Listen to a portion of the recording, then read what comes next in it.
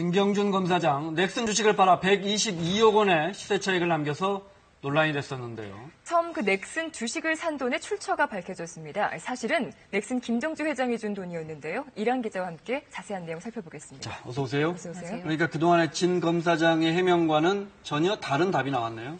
네, 지금까지 진 검사장 사실상 거짓 해명을 해온 셈입니다. 네. 처음 주식을 사들였던 자금이 사실은 자신의 돈이 아니라 모두 넥슨의 회사 돈이었습니다.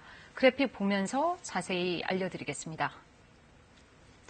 진 검사장이 게임업체 넥슨의 비상장 주식 10,000주를 산 건 지난 2005년입니다.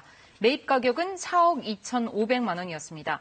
그리고 지난해 해당 주식을 126억 원에 처분했습니다. 그런데 처음 주식을 매입한 4억여 원이 본인 돈이 아니라는 사실이 이번에 드러났습니다. 당시 넥슨 김정주 회장이 회사 돈을 진경준 검사장 계좌로 송금했던 것으로 밝혀졌는데요. 그동안 진 검사장은 처음에는 자신의 돈을 투자했다고 했다가 공직자윤리위원회 조사가 시작되자 처가에서 주식 매입 자금을 받았다. 이렇게 말을 바꿨고요. 조사 과정에서는 넥슨 회사 돈으로 산 뒤 자신의 돈과 장모에게 빌린 돈으로 그에 갚았다. 이렇게 또 말을 바꿨습니다. 하지만 결과적으로는 본인 돈 한 푼 안 들이고 적기에 주식을 투자해서 122억 원에 이르는 돈을 벌어들인 겁니다. 네, 4억이나 되는 큰 돈을 넥슨 측이 친히 빌려주고 주식에 투자하라고 권한 거 아닙니까? 넥슨 측의 설명이 나왔습니까? 네, 처음으로 2달 만에 공식 해명에 나섰는데요. 네. 넥슨의 이런 해명이 오히려 의혹을 키우고 있습니다.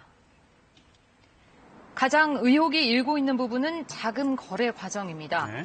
회사 돈을 빌려줬다. 사실 이 부분도 잘 이해가 안 되는데 진 검사장에게 원금만 돌려받고 이자는 받지 않은 것으로 전해졌습니다.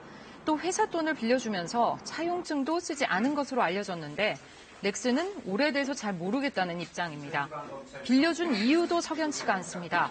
주식을 팔겠다는 사람이 며칠 내로 돈을 달라고 해서 진 검사장에게 돈을 급하게 빌려줬다는 것인데요. 그렇게 급한 상황이면 회사나 자금 여력에 있는 회사 경영진이 인수하면 그만이 아니냐는 지적이 나오고 있습니다. 결국 그래서 어떻게 대가성 없이 회사 돈을 빌려주느냐, 진경준 검사장에게 넥슨이나 김정주 창업주의 뒤를 봐달라고 특혜를 준 것이 아니냐, 이런 의혹만 더 커지고 있습니다. 네. 그러니까 정리하면 현직 검사가 석연치 않은 돈을 받아서 그것을 주식을 사서 되팔아서 시세 차익만 122억 원을 남겼는데, 자, 처벌할 수 있을까요? 네, 현재로서는 이게 참 애매합니다. 바로 공소시효 때문인데요. 넥슨에서 빌려준 돈을 대가성 있는 뇌물로 보더라도 진 검사장이 비상장주를 사들인 시점으로부터 계산을 하면 뇌물죄와 뇌물공여죄의 공소시효는 이미 지났습니다. 하지만 진 검사장이 넥슨 측으로부터 돈을 받고 편의를 봐준 정황이 확인이 된다면 수뢰 후 부정처사죄로 처벌이 가능하다고 합니다. 처벌 여부는 좀 더 수사가 진행이 돼야 확실해질 것 같은데요. 이걸 떠나서 차관급 고위 공직자가 2번이나 거짓 해명을 했다는 점, 이 사실만으로도 엄중한 내부 징계를 해야 한다. 이런 목소리가 커지고 있습니다. 처벌 물론 지켜봐야겠지만 아직 사표 수리가 안 됐잖아요. 그러니까 만약에 해임 조치가 내려진다면 퇴직금은 절반밖에 못 받을 거 아닙니까? 네, 공무원 연금에도 영향이 있다고 합니다. 네. 50, 60대쯤 되면 이제 은퇴 후에 노후 설계하고 또 자식들에게 효도도 받고 좀 쉴 법도 한데 요즘엔 이분들이 허리가 휜다고 하던데요. 네, 부모님 모시느라고 허리가 한 번 휘고 또 다 큰 자식들 뒷바라지 하느라고 한 번 더 휜다. 바로 이런 상황인데요. 네. 한국보건사회연구원이 25살 이상 성인이 된 자녀를 둔 부모 260여 명을 조사해 봤습니다. 그랬더니 부모 10명 가운데 4명꼴로 성인 자녀에게 일상생활 지원은 물론이고요. 경제적 도움까지 주는 것으로 나타났습니다. 한 달 평균 73만 7천 원을 주고 있었고요. 이렇게 다 큰 자식을 뒷바라지하는 기간도 평균 4년이 넘었습니다. 놀라운 건 취직도 못하고 결혼도 안 해서 지원해주는 게 아니더라는 겁니다. 기혼자 14% 정도가 부모 지원을 받고 있었고요. 취업한 자식도 59%나, 그러니까 10명 가운데 6명은 부모가 계속 뒷바라지를 하고 있었습니다. 그러니까 상당수는 취업을 해도 심지어 결혼을 해도 부모님이 계속 지원을 해줘야 되는 게 현실 같습니다. 하나만 더 여쭤볼게요. 자, 스위스 국민투표 있잖아요. 저 기본소득 주는 방안 어떻게 됐습니까?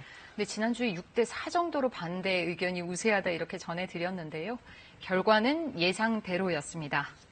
스위스 국민투표 결과 유권자 10명 중 7명 이상은 정부가 기본소득 300만 원을 주는 것에 반대표를 던졌습니다. 이 법안을 처음 발의한 단체에서는 이번에 통과될 것이라고 예상하지 않았고 또 이번 투표는 중간적인 과정이다라는 의견을 밝혔는데요. 네. 생계를 위한 노동에서 벗어나 인간적 품격을 유지할 수 있도록 정부가 기본소득을 주는 것. 이 논의가 일단 스위스뿐만 아니라 독일과 영국에서도 사회적 관심사로 떠오르면서 어느 정도 목적을 달성한 건 아니냐 이런 평가가 나오고 있습니다. 알겠습니다. 자, 이란 기자 수고했습니다.